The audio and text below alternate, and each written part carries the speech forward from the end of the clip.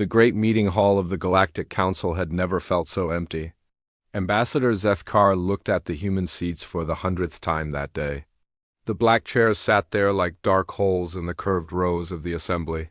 No humans had come to the meetings for 3 whole months now.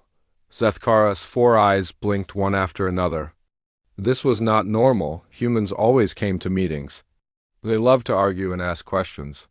They made jokes that other species did not understand.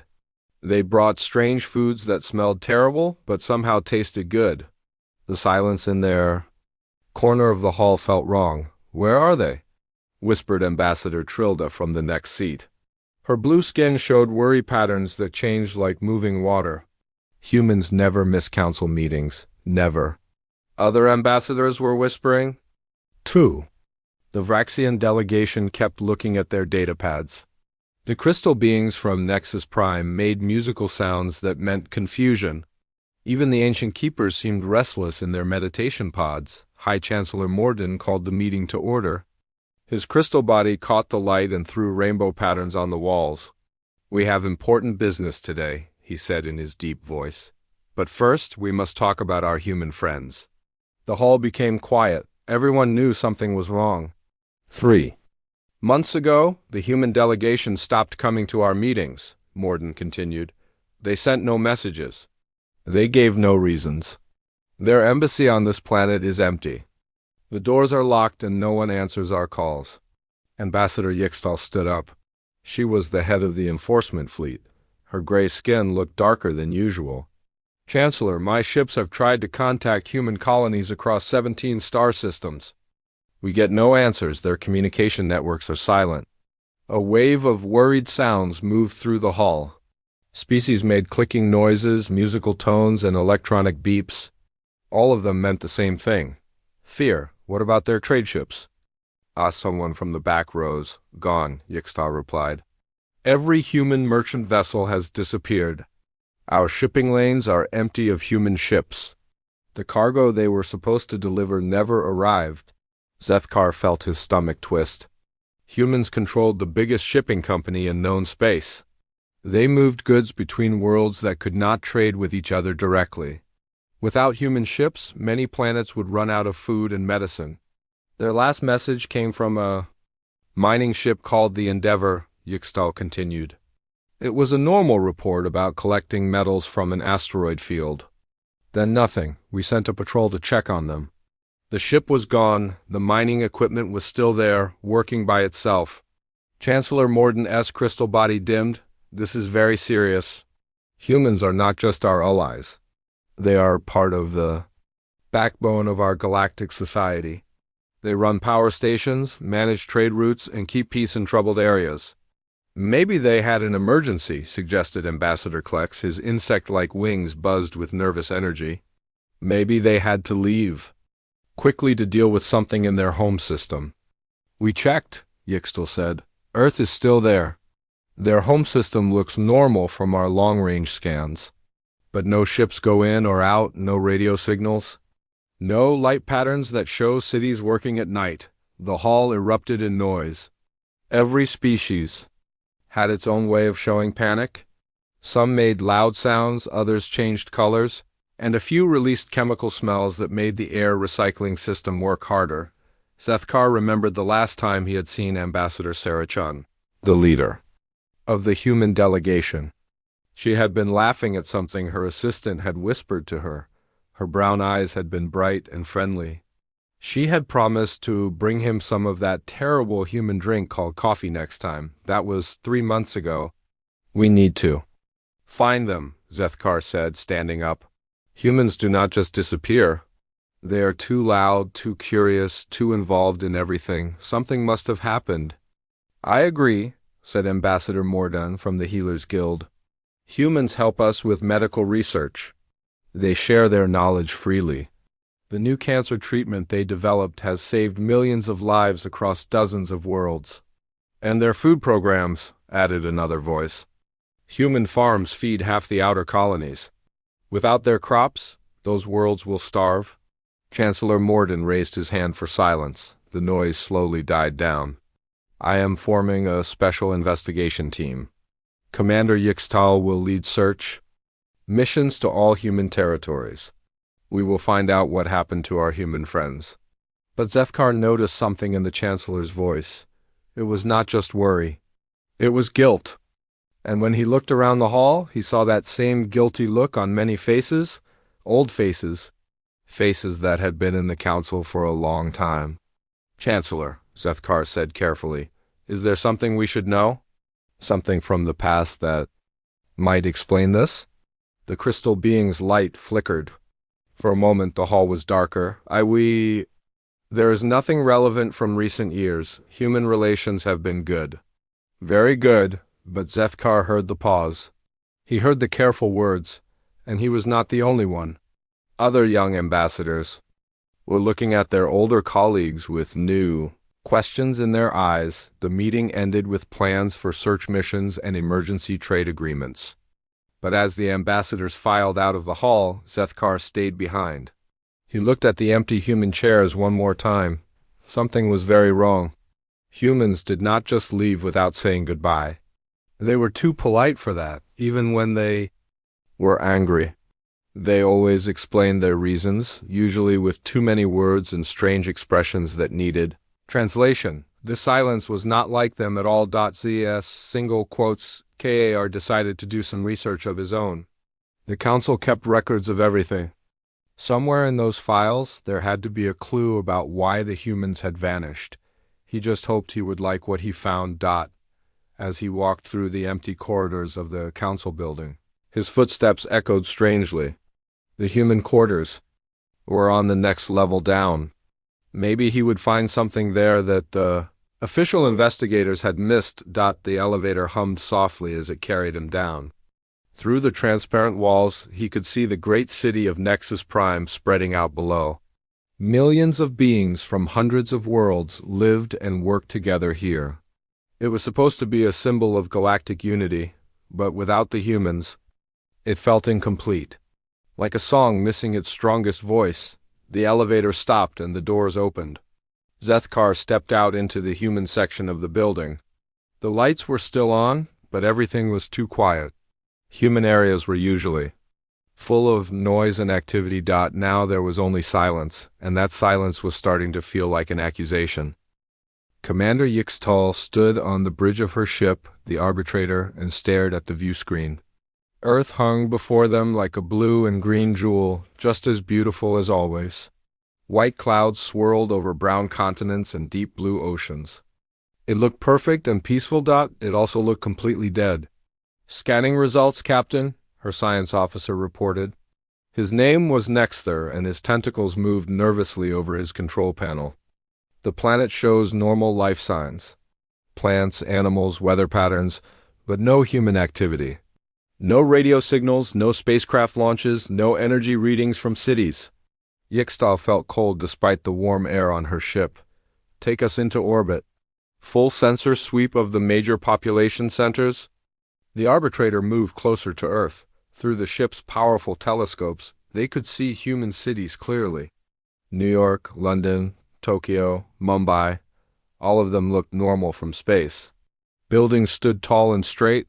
Roads formed neat patterns between structures, but there were no lights at night. No movement in the streets, no ships in the harbors. Captain, called her communications officer, we are receiving automated signals from Earth satellites. Weather reports, navigation data, emergency broadcasts. All computer-generated, no human voices. Landing parties, Yixtal ordered. Teams of 6 to each major city. Full environmental suits. We do not know what happened here. 3 hours later, the reports started coming back. They were all the same, and they were all terrifying. New York City is empty, Captain, reported Team Leader Dexmal, but it is not destroyed. The buildings are clean and in good repair. Traffic lights still work. The subway trains run on schedule, but they carry no passengers. It is like the humans just walked away from everything. Same report from London, came another voice. Food is still fresh in the stores.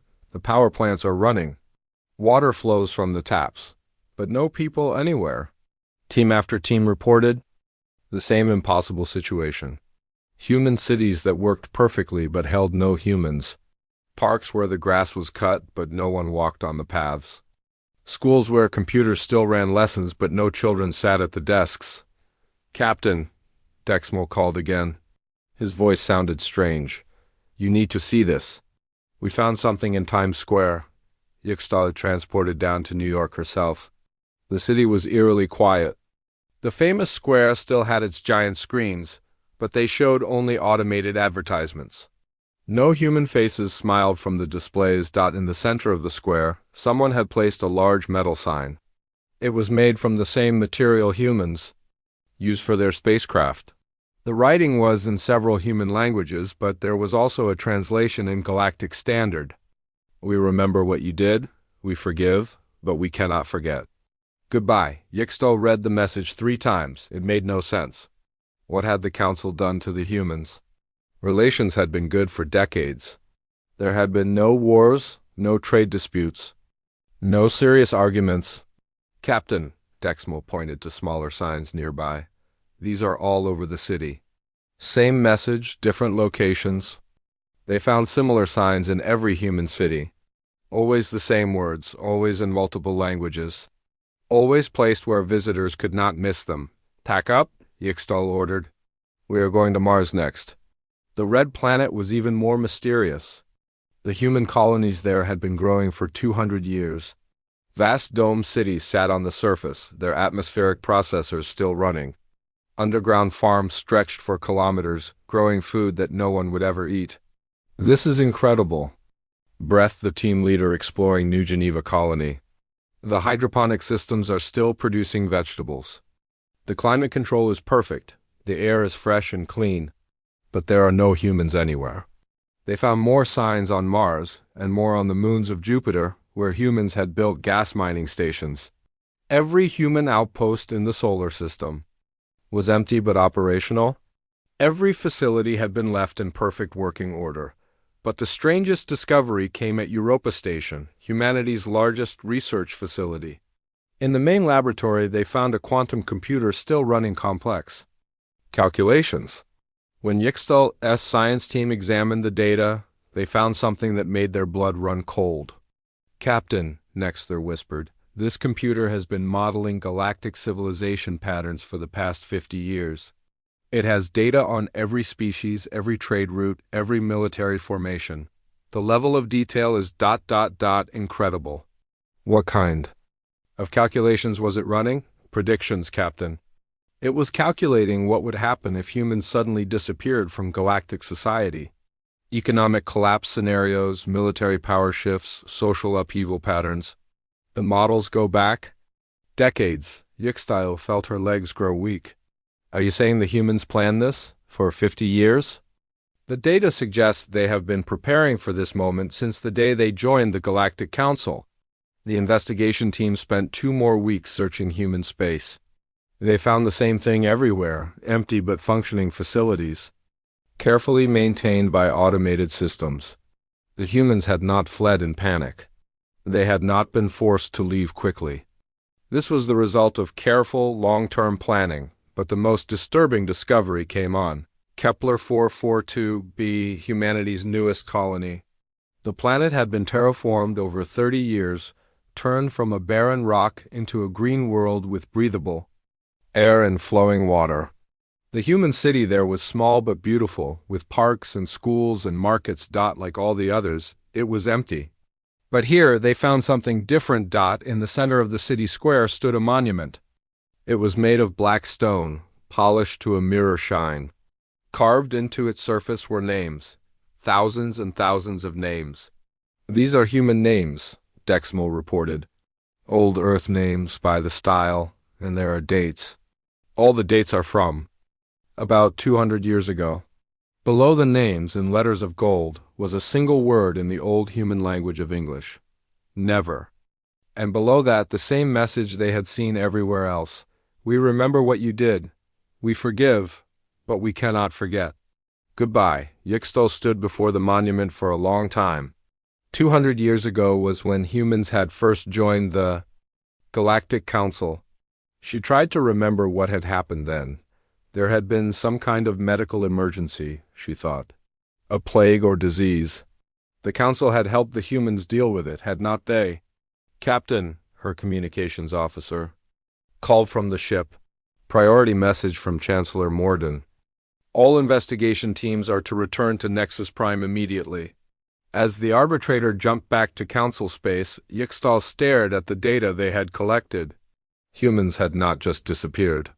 They had erased themselves from galactic society. With surgical precision, they had left behind just enough automated systems to prevent total collapse.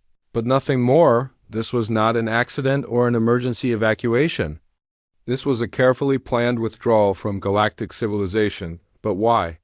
The answer, Yixtal suspected, lay in those names on the monument, names from 200 years ago. Names that someone thought were important enough to carve in stone. And never forget, she had a terrible feeling that the Galactic Council was about to remember, something they had tried very hard to forget. The emergency meeting of the Galactic Council was unlike any in living memory. Every seat was filled. Representatives who had not attended regular sessions in years came from across the galaxy. The air recycling systems worked overtime to handle. The crowd. Commander Yixtal finished her report about the empty human worlds. The silence that followed was heavy and uncomfortable. Ambassador Zethkar noticed that many of the older council members would not look at the data displays showing the human memorial on Kepler 442b. The evidence is clear, Chancellor Morden said finally. Humanity has deliberately removed itself from our society. They left their worlds in working order and provided those ... messages ... for us to find. But what did we do? Demanded Ambassador Trilda. Her blue skin showed rapid worry patterns. One have been on this council for 40 years. I remember no. Serious conflicts with humanity. They have been our friends and partners. Perhaps they are referring to some minor trade dispute? Suggested Ambassador Klex. His insect wings buzzed nervously. Humans sometimes overreact to small problems. 46 billion lives and damages to our economy says this is not a small problem, replied the trade representative from the Merchant Guild. His electronic voice crackled with stress. Without human shipping, the outer colonies are already running short of food. Without human peacekeeping fleets, 3 wars have started in the frontier systems. Chancellor Morden looked around the hall. Does anyone remember what happened 200 years ago? The human memorial had names and dates from that time period. The older ambassadors shifted in their seats. A few made quiet sounds that meant discomfort, but no one spoke. Then the hall's main doors opened with a deep rumbling sound. The keepers entered. Everyone fell silent. The keepers were the oldest species in the galaxy. They lived for thousands of years and spent most of their time in deep meditation. They rarely spoke, and when they did, their words carried the weight of centuries. Elder Nixandra moved slowly to the center of the hall. She was ancient even by keeper standards. Her crystalline body was clouded with age, and her movements were careful and deliberate. She had not spoken in the council chambers for over 300 years. Fools, she said. Her voice was soft, but it carried clearly to every corner of the great hall. You sit here asking what you did wrong, as if you do not know. Chancellor Morden leaned forward. Elder Nixandra, we are honored by your presence. If you have knowledge that can help us understand. Understand? The old keeper's body flickered with dim light. You understand perfectly. You simply choose not to remember. She raised one crystalline hand, and the hall's main display activated. Historical files began to play. Images of space, of planets, of early human ships moving between the stars. 237 years ago, Nixandra said, humans achieved faster than light travel. They were young, excited, eager to meet other intelligent species. They came to us with open hands and curious minds. The display showed human ambassadors arriving at Nexus Prime for the first time. They looked so different from the humans everyone was used to.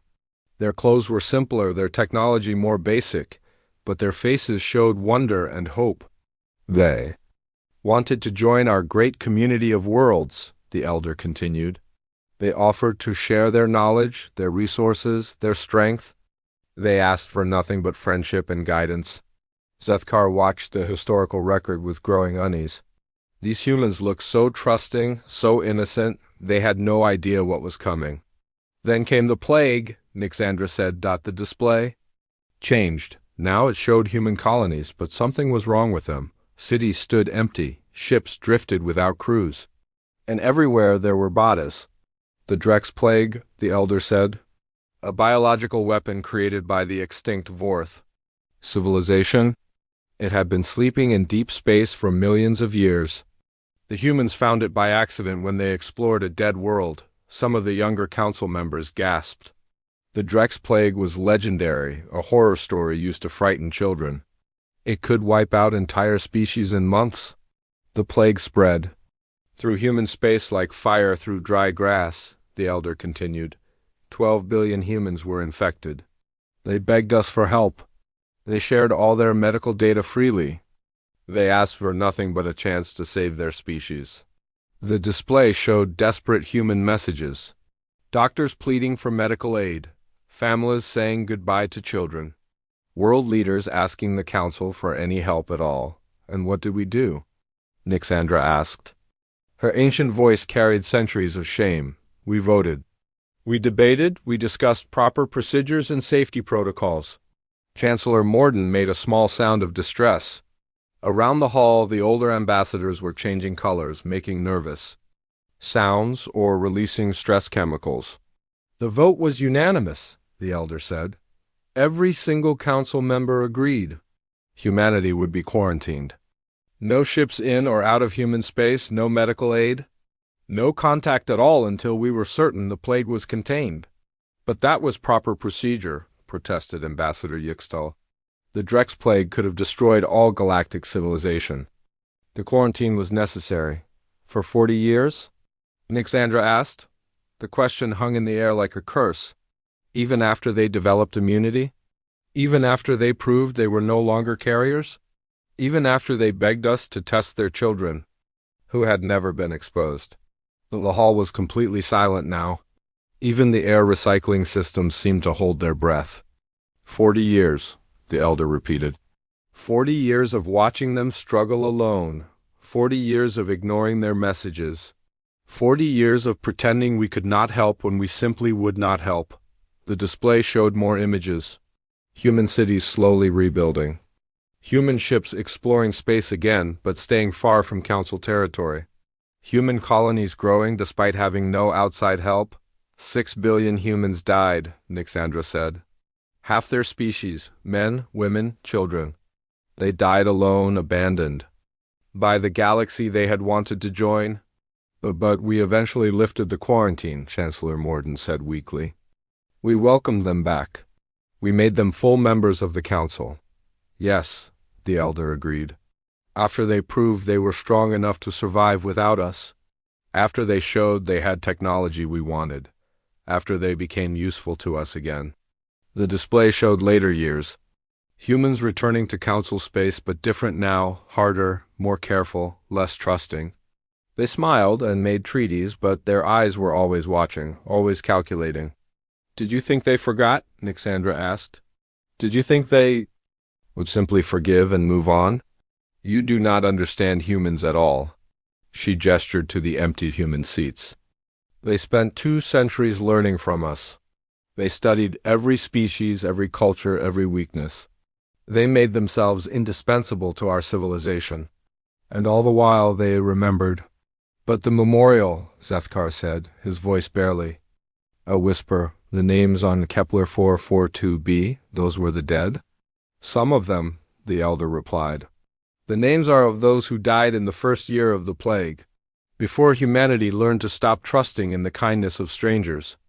The historical display faded to black. Elder Nixandra turned slowly, her ancient eyes looking at each council member in turn. You taught them the most important lesson in galactic politics, she said. You taught them that when crisis comes, they can trust no one but themselves. And they learned that lesson very, very well. She began moving toward the doors, her crystalline form catching and scattering the light. Elder, wait, Chancellor Morden called. What should we do? How do we fix this? Nixandra paused without turning around. You cannot fix the past, she said. You can only live with the consequences of your choices. 40 years ago, you decided that human lives were acceptable losses for galactic safety. Now they have decided that galactic civilization is an acceptable loss for human safety, she continued toward the doors. The question now is not what they did wrong. The question is whether you have learned anything from what you did wrong. The doors closed behind her with a sound like thunder. The council chamber remained silent for a long time. The economic collapse began slowly, then accelerated like a falling stone. Ambassador Zethkar stood in the merchant quarter of Nexus Prime, watching cargo ships sit empty at the docking platforms. 3 months after Elder Nixandra's revelation about the human quarantine, the reality of human absence was hitting every world in council space. 17 trade routes completely shut down, reported Guildmaster Tixandra, her tentacles wrapped tightly around her datapad. The humans carried 60% of all cargo between the outer colonies and the core worlds. Without their ships, we cannot move enough goods to meet basic needs. Zethkar watched a Vraxian freighter captain argue with dock workers. The captain's ship was designed for short hops between nearby systems. It could not make the long journey to the agricultural worlds that had supplied food to the growing industrial planets. What about the other shipping companies? Zethkar asked. Overwhelmed, Tixandra replied. The next largest fleet belongs to the Corvan Collective. They have maybe 200 ships. Humans operated over 3,000 vessels. The mathematics are impossible. A commotion near Docking Bay 7 caught their attention. A crowd of different species was gathered around a news display. Zethkar pushed through the crowd to see what was happening. The display showed images from the frontier systems. Worlds that had been peaceful for decades were now burning. Ships fired weapons at each other while space stations exploded in the background. The Kethmori sector has declared war on the Zephyrian Alliance, the news reporter announced. Without the human peacekeeping fleet to maintain order, old territorial disputes have erupted into open conflict. Zethkar felt sick. The human fleet had kept peace in 12 different sectors. Their ships were fast, well-armed, and most importantly, they were neutral. Other species trusted them to be fair in disputes. How many conflicts have started?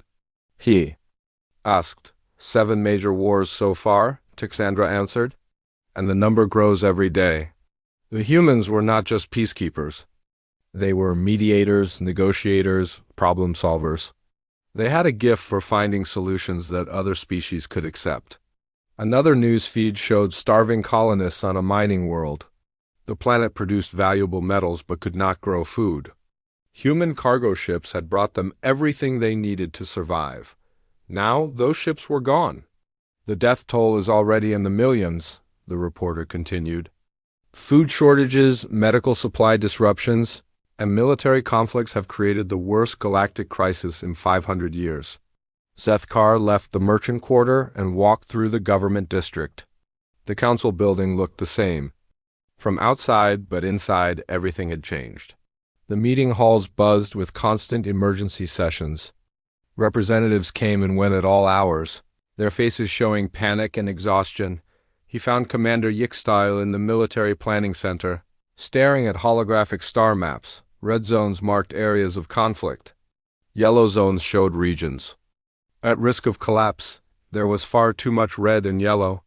How bad is it? Zethkar asked. Yixtile's gray skin looked darker than usual. Worse than we imagined. The humans were not just part of our military structure. They were the backbone of it. Their ships patrolled the most dangerous regions. Their soldiers trained the planetary defense forces. Their intelligence networks kept track of criminal organizations and terrorist groups. She pointed to a cluster of red zones near the galactic rim. Pirates have taken control of the Andros Passage. Without human patrol ships, merchant vessels are being captured daily. The criminals are selling the crews as slaves and the cargo on black markets. Can we not send our own ships? With what crews? Yixtal asked. Human training academies produced 40% of all military officers in council space. Their war colleges taught strategy to officers from dozens of species. We do not have enough qualified people to crew the ships we have, let alone expand. Our fleets, the hologram showed another disturbing pattern. Green dots marked human installations that were still operating automatically. Power plants, communication relays, weather control systems, all working perfectly, but with no one to maintain them. How long will those systems keep running? Zethkar asked. Our best estimates say 5 to 10 years for the simple ones. Maybe 20 years for the most advanced facilities. But when they start failing ... double quotes, Yextal did not finish the sentence. She did not need to. Zethkar spent the next several days visiting different parts of Nexus Prime. The picture was the same everywhere. The medical district had lost 60% of its research staff. Human doctors and scientists had been working on cures for diseases that affected multiple species. Those projects were now abandoned. The education sector was in chaos. Human universities had exchange programs with schools across the galaxy. Human teachers spoke dozens of languages and understood the learning styles of different species. Without them, interspecies education was falling apart. Even the cultural districts were suffering. Human artists, musicians, and writers had created works that appealed to many different species. Their theaters were closed. Their art galleries were empty. Their music no longer played in the entertainment centers, but the worst damage was psychological. Zethkar attended a meeting of sector governors from the outer colonies. These were tough, experienced leaders who had dealt with pirates, natural disasters, and economic problems. Now they looked like frightened children. My people are asking questions. I cannot answer, said Governor Mextel from the Rigel sector. They want to know why the humans left. They want to know if other species might leave too. They are losing faith in the Council, in the whole idea of galactic civilization. The same on my worlds, agreed Governor Nixtel from the Vega colonies. Humans lived among us for 200 years. They married our people, raised children with us, shared our hopes and dreams. Then one day they were just gone. How do we explain that to families who have human relatives? Chancellor Morden looked older than Zethkar had ever seen him. The crystal being's light was dim and flickering. We are doing everything we can to maintain stability. Emergency trade agreements, military cooperation pacts, shared resource programs. It is not enough, Governor Mextel said bluntly. We need the humans back. Our civilization does not work without them. Have we tried to contact them? Asked Governor Nixtal. Surely they must have some way to communicate with us. We have sent messages to every known human colony, the Chancellor replied. We have broadcast on all frequencies they used to monitor. We have even sent ships to the edge of the galaxy, hoping to find some trace of where they went. Nothing. It is as if they have disappeared completely. Zethkar raised his hand. Chancellor, what if we made a public apology? What if we admitted what we did during the plague years and asked for forgiveness? The older council members shifted uncomfortably. Several made sounds of disagreement. Would be admitting guilt, protested Ambassador Vexstar from the Hegemony worlds. It would make us look weak. Other species might start making demands based on past grievances. We look weak now, Zethkar replied. Our economy is collapsing. Wars are breaking out everywhere. People are starving. How much weaker can we get? Chancellor. Morden was quiet for a long moment. Even if we apologized, what makes you think the humans would care? They planned this withdrawal for decades. They are not acting from anger or hurt feelings. This is a calculated decision to remove themselves from our society. Then what do we do? Governor Mextel demanded. Just wait for everything to fall apart? We adapt, the Chancellor said. We find new ways to do things. We build new relationships, new systems, new solutions. We prove that galactic civilization can survive without humanity. But even as he said the words, Zethkar could hear the doubt in the Chancellor's voice. They were brave words, but they sounded hollow in the face of so much chaos and suffering. As the meeting ended and the governors returned to their struggling colonies, Zethkar remained behind. He looked at the displays showing the spreading crisis across council space. Red zones of conflict, yellow zones of economic collapse, and everywhere. The green dots of human systems still working automatically. Those green dots were like a constant reminder the humans had not just abandoned them. They had carefully planned their departure to cause maximum disruption while preventing total collapse. They were letting galactic civilization hurt, but not die. It was, Zethkar realized, exactly what the Council had done to humanity 200 years ago. They had let the humans suffer, but not quite enough to destroy them completely. The humans had learned their lesson very well indeed. 3 years had passed since the humans disappeared. 3 years of economic chaos, spreading wars, and failing systems. Ambassador Zethkar had grown older in that time, and not just in years. The weight of watching galactic civilization slowly crumble had aged him in ways that showed in his eyes. He was in his office reviewing the latest crisis reports when his assistant burst through the door. Caxandra's blue skin was flashing rapid excitement patterns that hurt to look at. "Ambassador," she gasped, "there is a human ship at the edge of our system." Zethkar dropped his data pad. "What? Are you certain?" "The traffic control center confirmed. One ship, small class, unknown design. The pilot is requesting permission to dock and says she has a message for the full council." Within an hour, every council member who could reach Nexus Prime had gathered in the Great Assembly Hall. The human seats had remained empty for 3 years, like a wound that would not heal.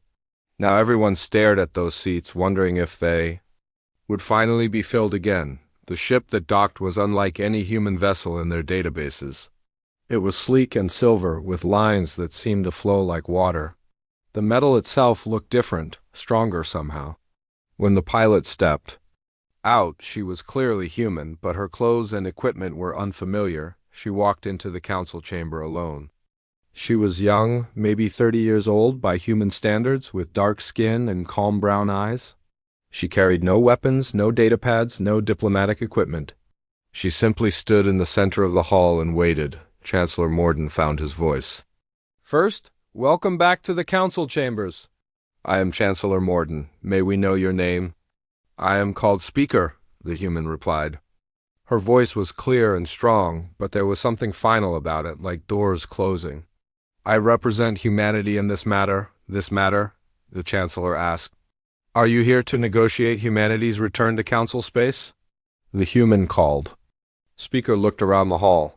Her gaze lingered on the empty human seats, then moved to the faces of the assembled ambassadors. When she spoke again, her words cut through the hopeful silence like a blade. "No," she said. "I am here to explain why we will never return." The hall erupted in noise. Representatives shouted questions, made sounds of distress or released stress, chemicals that made the air recycling system work overtime. Chancellor Morden called for order, but it took several minutes for the chaos to subside. "Please," the Chancellor said when quiet returned. "Surely we can discuss this. The galaxy needs humanity. We have learned from our mistakes. We can find a way to move forward together." Speaker's expression did not change. "The galaxy needed humanity during the plague years too. We begged for help then. We offered everything we had. We asked only for a chance to save our species." "That was different," protested Ambassador Vexstar. "The plague was dangerous. The quarantine was necessary to protect everyone." "For 40 years?" Speaker asked. The same question Elder Nixandra had asked 3 years ago, but somehow it sounded even more damning coming from human lips. "Even after we proved we were immune? Even after we showed our children had never been exposed? Even after we offered to let you test us in any way you wanted?" The hall fell silent again. The older ambassadors, those who had been present during the plague years, would not meet her eyes. "We spent 40 years studying your decision-making process," Speaker continued. "We analyzed every vote, every debate, every private communication we could access. We learned exactly how unanimous your decision was to keep us isolated." She gestured toward the assembled representatives. 37 of you sitting here today voted to extend the quarantine beyond medical necessity. 12 More supported those decisions through your predecessors. 5 of you argued that the quarantine should be permanent, that humanity was too dangerous to ever be trusted. Zethkar felt cold. He had been too young to vote during the plague years, but he was starting to understand the depth of humanity's knowledge about the Council's actions. You did not just quarantine our bodies, Speaker said. You quarantined our trust. You taught us that when we needed help most, when our very survival was at stake, we could depend on no one but ourselves. Chancellor Morden leaned forward desperately. But we eventually welcomed you back. We made you full members of the Council. We worked together for 2 centuries. Surely that counts for something. Yes, Speaker agreed. You welcomed us back when we became useful to you. When we had technology you wanted, resources you needed, military strength you could use. You accepted us when we could benefit you, just as you abandoned us when helping us would have cost you. She walked closer to the Chancellor's platform. Do you want to know what we did during those 2 centuries? We prepared. We studied every species, every culture, every economic system in Council space. We made ourselves indispensable to your civilization while building the infrastructure to survive without you. The automated systems, Commander Yixtal said quietly. You left just enough to prevent total collapse. We learned from your example, Speaker replied. You let us suffer, but not quite enough to destroy us. We are returning the favor. Your civilization will hurt, but it will survive. Perhaps it will even learn something. Ambassador Zethkar stood up. His 4 eyes were wet with tears. But what about the friendships, the families? Humans married members of other species. They had children together. They built lives with us. Did none of that matter? For the first time, Speaker's calm expression flickered. Pain crossed her face like a shadow. It mattered more than you will ever know. Leaving those families behind was the hardest decision our species has ever made. But we could not risk them. Risk them how? Zethkar asked. By staying connected to a civilization that would sacrifice them if it became convenient, Speaker replied. We could not let our children grow up trusting in the kindness of species who had already proven they would abandon us when times got hard. She turned back to the Chancellor. You want to know where we went? We found worlds beyond your charts. Empty systems where we could build something new. We met species who judge others by their actions, not their usefulness. We created a society. Based on the lesson you taught us, that the only people you can truly trust are those who have proven they will not abandon you when you need them most. But surely some humans want to return, the Chancellor said. Not everyone can agree with this decision. The vote was unanimous, Speaker said. Every human colony, every ship, every family. We had 2 centuries to debate this choice. 2 centuries to plan for this moment. The decision was made by consensus, not by leaders or governments. By parents who did not want their children to experience what we experienced. She began walking toward the chamber's exit. The sound of her footsteps echoed in the silence like a funeral drum. Wait, Chancellor Morden called. What would it take? What could we do to earn your trust again? Speaker paused at the doorway without turning around. Nothing, she said. Trust, once broken, cannot be repaired by words or gestures. It can only be rebuilt through actions over time. And we do not have time to wait and see if you have truly learned from your mistakes. Our children deserve better than to be your test subjects for moral improvement. So this is goodbye forever? Zethkar asked. This is goodbye, Speaker confirmed. Your automated systems will function for a few more years. When they begin to fail, you will remember what it means to stand alone. Perhaps then you will understand what you taught us about the price of belonging to your galaxy. She walked through the doorway and disappeared. An hour later, her ship departed Nexus Prime and vanished into the depths of space, its quantum signature fading beyond all tracking ability. The Council chamber remained silent for a long time after she left. Finally, Chancellor Morden spoke. Into the emptiness. What have we done? He whispered but the empty human seats offered no answer. They had become monuments to a choice made long ago, a reminder that some wounds cut too deep to heal, and some lessons are learned too late to matter. In the months that followed, The automated human systems began to show signs of age. Power fluctuations, communication glitches, small failures that would grow into larger ones. The green dots on the star map started turning yellow, then red dot and across council space. Species began to understand what the humans had tried to teach them. That civilization is not built on laws or treaties or trade agreements.